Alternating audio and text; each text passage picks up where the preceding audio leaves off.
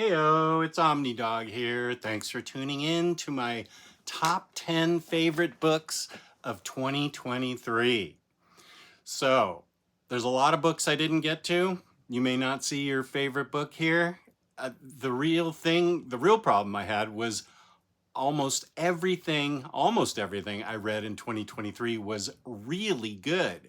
So, I'm going to have top 10 favorites, and then I'm going to have honorable mentions, a separate video, but I read a remarkable number of really good books. The first 5 are not going to be in any particular order, but then when we get to the top 5, they will be in a specific order. And I've talked about most of these before. The first one I haven't talked about, but you probably heard about it already. It's Lonely at the Center of the Earth by Zoe Thorogood. And I was fortunate enough to meet her at Heroes Con, where she autographed my book. This deals, it is a remarkable book of her struggle with depression and thoughts of suicide. And it comes with a warning in the beginning that this could be upsetting to some people. And she really gets down to it. And the way she tells this story and the way she creates is really amazing. And to be so young and to be so self-aware and so self-analytical and to be able to put all her thoughts together like this for someone so young. I'm not sure I think she's 25, but at 25, I can promise you my thoughts were not this deep. I may not be this deep yet. The pool is completely shallow here with me compared to her. She does an amazing job of putting it all together too in a very interesting and thought-provoking way. And it's a real struggle. So it's not lighthearted, but it is very readable. And even though it deals with her struggle, she doesn't give up, and she's trying to make things work. And it is it's on everybody's. It's probably on just a lot of, what am I trying to say here? It's probably on a lot of people's top 10s already, and that's why I haven't done a review of it. Because so many people have probably already covered it and you've probably already heard of it. If you're out there and you want to know more about this, you want me to do a review about it and some other books, I'd be happy to do that. This is just an amazing book. One book I did cover, this was, I think, our first book club book of 2023. If you want to go back into the vault and look in my library, Wicca. This was, I assume, from my friend Tony in Sweden, who recommends all European comics to me.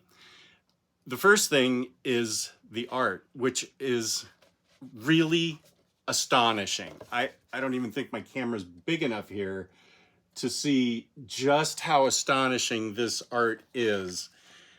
If you can get beyond the great art, there's a really great story. I would call it a steampunk fairy tale with real fairies and goblins and wizards and things like that. And it's epic in scope. You are going to want to you can't read this book fast because every page commands a presence of itself just because of how gorgeous the art is.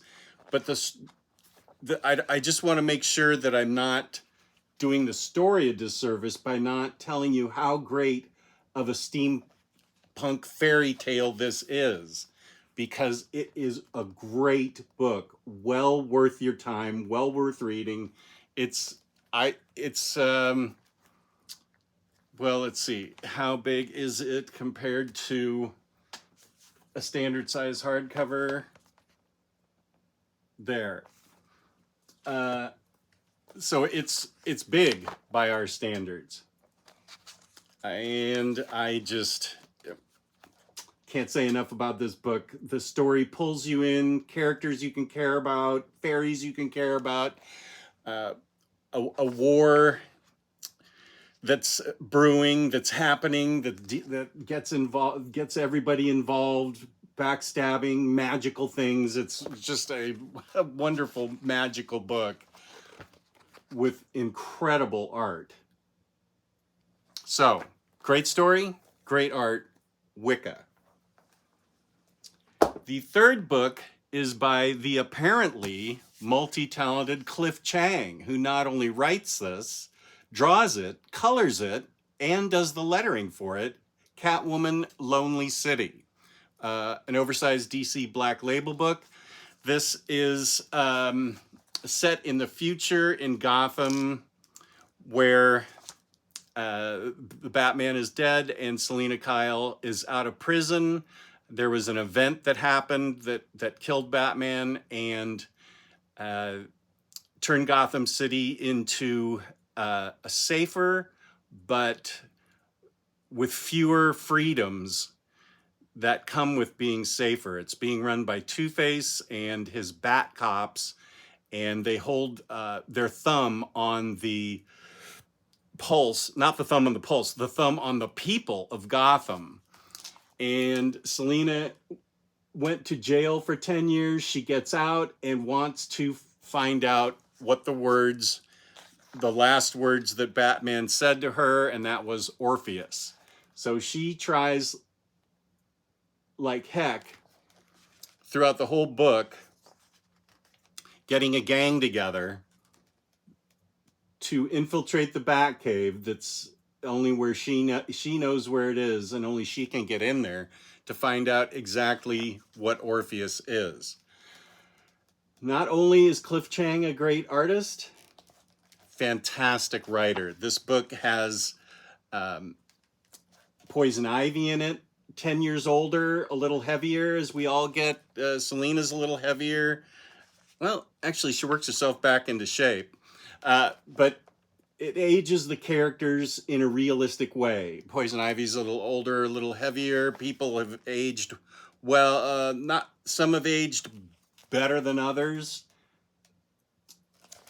But it's a great crime story and a great human interest story about what the price of freedom is and what Batman actually stood for. It's not a Bat book necessarily. It is a Catwoman book, but this isn't your typical Batman book. This is something that's really remarkable. I think that Cliff Chang, he has a bright future in the industry. Yeah, I'll give him that. And it involves, let's see, who else is in this? The Demon, Killer Croc, the Riddler, and his daughter. It's really cool. I just dug this book a lot, and I think you will too. I believe I covered this in the first part of 2023, my favorite DC reads up to this point in time or something, I called it. My top DC reads for 2023. So I'm pretty sure I covered this at length in that video. A book that I haven't reviewed yet, but I will. Part of me is waiting for book 3 to come out. It is, maybe I shouldn't, I don't know. I'm trying to think. Should I wait or should I just go? The Night Eaters, by the same team that brought us Monstrous, Marjorie Liu and Sana Takeda. The Night Eaters, this is a standard size hardcover, but the art, as you may imagine, is incredible, and the story is incredible as well. It involves Chinese immigrants to the U.S., specifically the Chinese twins that this couple has. A woman, a daughter and a son. They're trying to run a successful restaurant in New York City during the pandemic. So you'll see a lot of people with masks on in this book because it's during the pandemic. They have a the twins have a frosty relationship with their mother. Their father's much more accommodating, and the first book centers around a house across the street from theirs that they call the Hell House because it's overgrown and something bad has happened in that house. And the twins are put to a test by their mother in that house. To say any more at this particular time would probably be giving it away. Because there are a lot of this. First of all, this is horror, really well done horror. It involves a demon cult that is trying to be loosed upon the world. They're trying to get their demon god loosed upon the world. This first one's called She Eats the Night. The second one just came out. It's called Her Little Reapers. It's a 3-part story. Actually, I will do a more in-depth look at these 2 books because the 3rd book doesn't come out in September and you need to start reading it right away. This is what happens when the mother goes into action. There's more to the mother and father than meets the eye. There's more to the kids, it turns out, than meets the eye. And this does have some... This has a lot of bloody stuff in it. It is horror. I don't think there's any nudity really in it. It's not safe for work based on how much horror stuff is in it, though.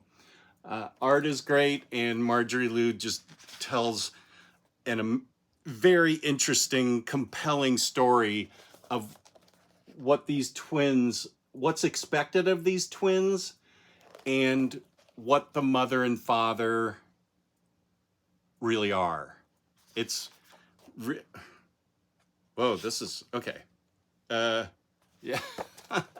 So it's really boss, and I'll do a bigger review of this. And there's another book in this pile that I need to do a review of, but I highly recommend both of these, and I'll do a more in-depth review coming up here in the next couple weeks or so. I covered this book recently. This will be the 5th book. 1, 2, 3, 4, 5. Yeah, this will be the 5th book in the second half of the 10. This is The Death of Doctor Strange, and written by Jed MacKay, and then the 2 follow-up books, Doctor Strange of Death and I Belong to Death. I just covered this in my favorite Marvel reads of 2023. If you want to check that out. Yeah, spoiler alert, Doctor Strange dies, and Clea takes over as the Sorceress Supreme. But it is so much more than that. Jed MacKay does a great job of saying what happens when Doctor Strange dies. Where does he go? What happened to him? What's Clea trying to do to get him back? And Wong is there. Bats is there, which of course makes it a great book. And it is everything you want in a Marvel book. It has so much great stuff going on in it. I think you're probably okay if this is your first Doctor Strange book. I don't know that, and this is I Belong to Death, which is the first one with Clea as the Sorceress Supreme. The art is great, and it's a brilliant mystery. It's a brilliant magical mystery, and then as Clea takes over, she gets her own things that she has to deal with. And it is a heck of a ride. I loved this book. I love Jed MacKay's writing. I love everything he's written so far. And I think you will too. You can get more on this in my book I released, I think, a couple months ago. my top Marvel books. Here's the Doctor Strange of Death. I can show you a little bit more from this. That might give some things away. This won't give anything away. But the art is great throughout, and the writing amazingly solid. I really dug Death of Doctor Strange, and then Clea taking over as Doctor Strange, Sorcerer Supreme, sorry. So now we'll get into the top 5. Number 5, we only find them when they're dead. I have to do a review on this book because this needs a review of its own. So look for that in the coming weeks. This is by Al Ewing, and it is a huge, epic science fiction tale told about what they find when they're dead, the bodies of gods. And it's about, well, it's so much more about this, but there are crews out there that as soon as they find a dead god, they start carving off pieces of its body because they have godlike powers. Various parts of the god have amazing properties. I will tell more about it in the review I do, but it becomes a... oh man, the art and the colors in this are incredible. I'm running out of adjectives and things. Al Ewing does a great job of contemplating if the gods were to die, what would happen to them? What would become of them? And it's also got a mystery attached to it. It's also got a political side to it with a faction of a political and religious side to it when a religion pops up and the political intrigue that follows that religion. I love this book. Definitely a top 5 book for me. If you want epic science fiction told really well, gorgeously drawn, gorgeous colors, this is the book for you. And I will do a review in the coming weeks, but it is epic in scope. And I loved the idea that they discover the bodies of gods out there. There's a kind of a pecking order as to who can get to the gods first. And there are always like space pirates out there that try and get the extra pieces before the official authority gets there that rules.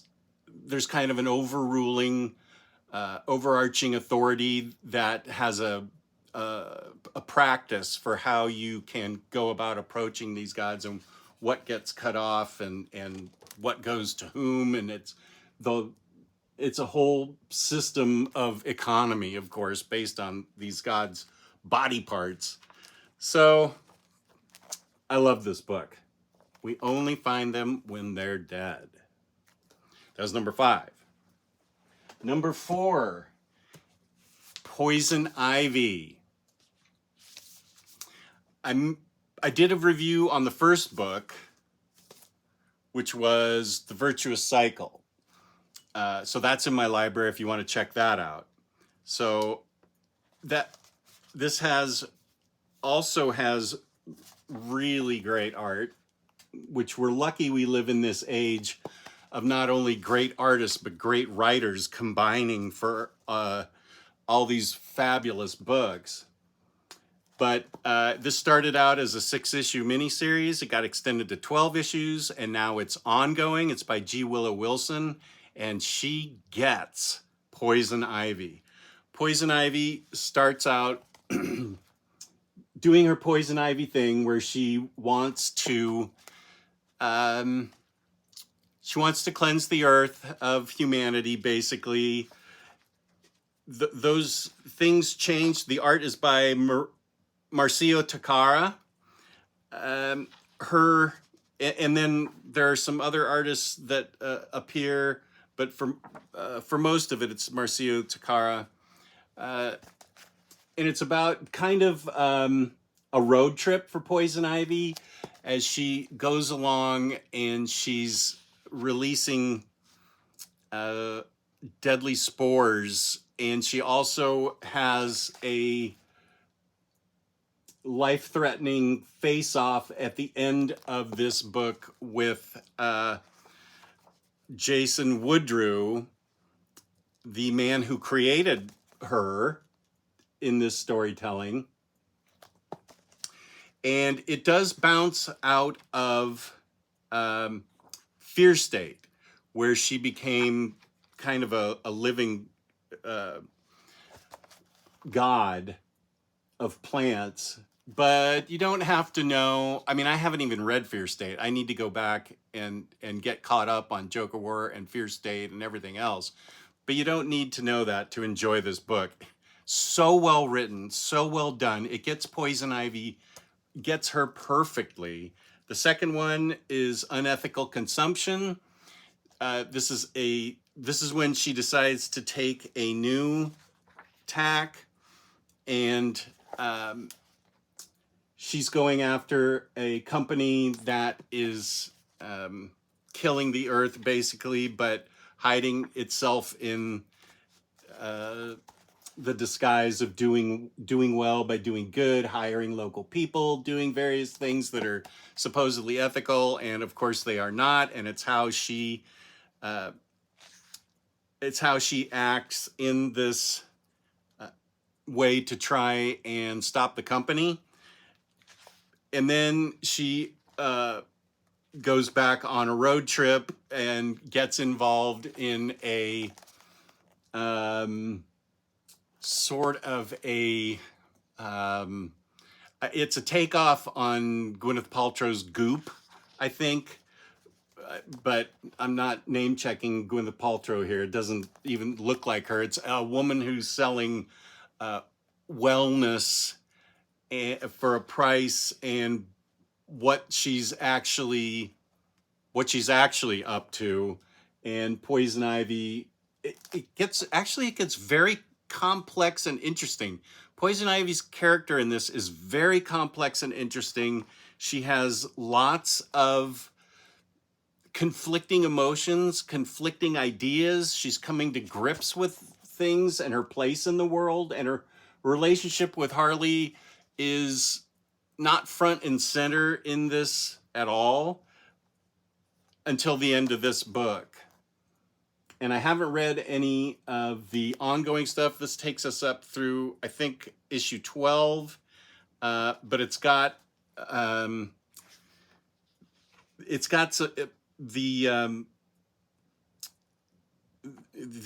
goop type thing has a lot of body horror in it. And I apologize, Gwyneth, if you're watching this, it's not actually making fun of you. It's making fun of the other woman. And I know Gwyneth is a big fan of the channel. Peace and love, Gwyneth. So the art's remarkable, and G. Willow Wilson just really gets the Poison Ivy character, really gets what Poison Ivy's going through as she's growing as a person, trying to get back to Harley at some point, trying to figure out, as I said, her place in the world. And it's just really well written. I love both these books. That was number 4. Number 3, you've heard me talk about it forever. I know you're sick of it. I've had 2 videos on it, so I won't talk about it long. You can go back and look at the videos. Black Cat Omnibus by Jed MacKay. I think writing this, a Black Cat series, this must have shown the powers that be of Marvel that this guy can write. Because, there's bats! Because she goes to snag something at the Sanctum Sanctorum. She's, Black Cat is a thief, and there is, in the first half of the book, she's dealing with, actually a little bit more than the first half of the book, she is dealing with the Thieves Guild of New York City, and her mentor has her given her an assignment that she is obligated to do and that she wants to do. And then it also goes into an Iron Man thing, a thing with Wolverine and Madripoor. And this book is great. Please go see my other videos on it. I can't recommend this book highly enough. Oh yeah, there's Deadpool too. But every time you think she's stopped, Black Cat has a way around it. She's always thinking, always playing chess while everybody else is playing checkers. And Jed MacKay, and Spider-Man's in this. Jed MacKay does a tremendous job writing this book. It even involves the Infinity Stones, which all you need to know is they've, I believe in the pages of Captain Marvel's Star, who I believe has her own series. The Infinity Stone, I think it goes back to Jerry Duggan's Guardians of the Galaxy, where the Infinity Stones have actually become people. That's really all you need to know. You just need to know Black Cat is a master thief and you're off and running, and that the Infinity Stones have become people with their own powers, because they're involved in this too. Love this book. Number 2, Days of Sand. I think Tony recommended this one too. Amy de Jong wrote this book. She is, I believe, from the Netherlands. And it is about, during the Great Depression, 1933-ish or so, the breadbasket of America became the Dust Bowl because of poor farming methods and long-term drought, and long-term drought and record heat for a number of years, 7 years or so. And it's called Days of Sand because during the Depression, high winds would blow and push up dust everywhere in the area. Let me see if I can find the area. It has a map here. Yeah, here it is. And this is in the United States, the area that was affected by the Dust Bowl. People lost their livelihoods. People lost their lives. Lots of people lost their lives. And a photographer is sent out from let's see what it's called, the Farm Security Administration, to document all the things that are going on in the Dust Bowl, to show, his pictures can help show the rest of the country just how bad things are there, so that people have empathy, sympathy, and understand what's actually going on there. This is where The Grapes of Wrath by John Steinbeck, great book, great movie. That's where that came from. The Dust Bowl era, when people would just leave their homes behind if they were all still alive, pack up and move west to California or someplace where they could get another start. But it's much more than a historical book. The photographer sent out there has his own personal demons that are haunting him. He makes a connection with a lot of the people. I think that it's a remarkable story of human survival and triumph of the human spirit, but it is also one of the saddest chapters in American history.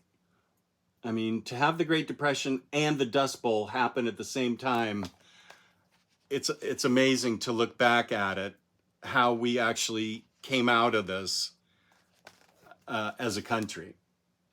So it is a great piece of historical fiction, and Amy de Jong is to be commended. She did a tremendous amount of research.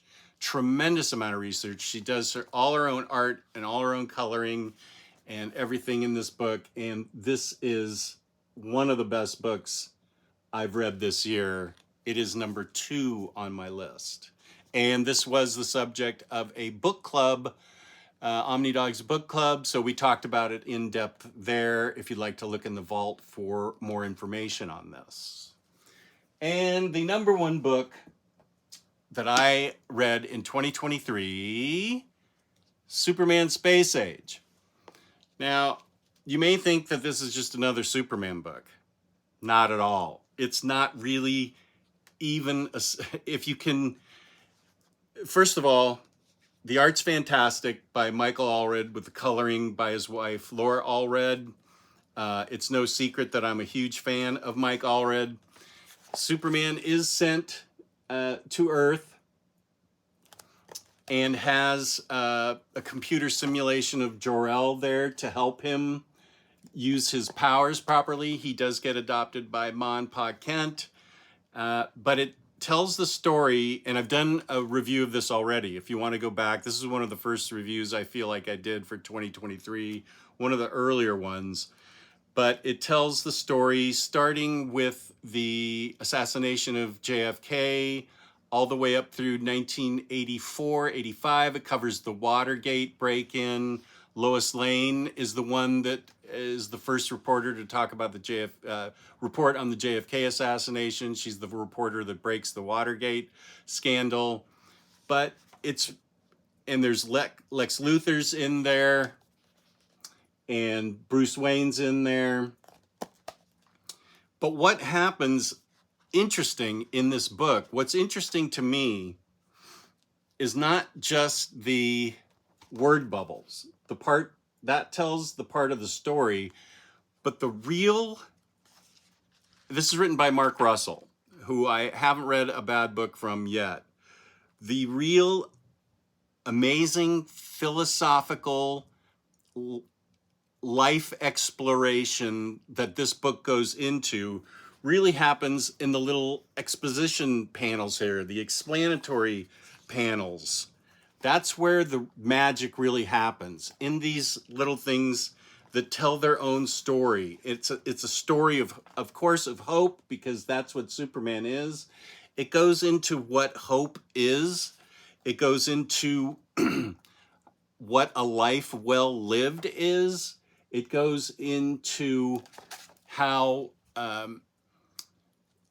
heroic it is just to survive and to be a person that matters to other people. But as I said, and the whole story, also Lois Lane is there for John Lewis and some of the civil rights movement. She's there to report on that. And spoiler alert, she and Clark do fall in love. So it's told through a timeline. And there's a Justice League that's formed, and you get Batman and Flash and Green Lantern, but it's told in real time with the threat of, like, back when JFK was assassinated, what our relations were like with the Soviet Union. So how tense things were with the threat of nuclear war. It's also got Brainiac here describing the threat of the Anti-Monitor, which is kind of a plot device to help show you how remarkable Superman is, in that just his survival, just for his, whoops, I don't want to show that. That's a definite spoiler. Just what a remarkable job Mark Russell does in showing not only Superman as a beacon of hope, but he has ideals that we can believe in, and why people matter, why we matter to each other. And yes, I know that sounds funny coming from a guy who professes to never leave the house because he doesn't like people, but I don't have an explanation for it. Sorry. I love this book. It also talks in depth about Batman and Wayne Corp and his struggles and his succeeding as Batman. The art and colors are brilliant. You can go to my, as I said, you can go to my video. It's the magic. What I noticed when I read it 2 and 3 and 4 times, the magic is in these little panels. Do not rush through those, because that's where the book really shines, is in its philosophy, in its telling of the story. I said Triumph of the Human Spirit earlier for Days of Sand. This really shows not only how one man can change things, but what it means to be a person and what it means to live a life, and how important it is to not necessarily enjoy life, but realize how precious life is. I get it. I am somebody who struggles with depression, sometimes in pain, so sometimes I don't always think life is special, but it's more to be endured. But this book is really amazing. It made me tear up at the end. It's emotional, it's compelling. I think it's the best Superman book I've ever read, and I've read a lot of Superman books. And I would be most pleased if you would give this book a shot. This is not your typical Superman book.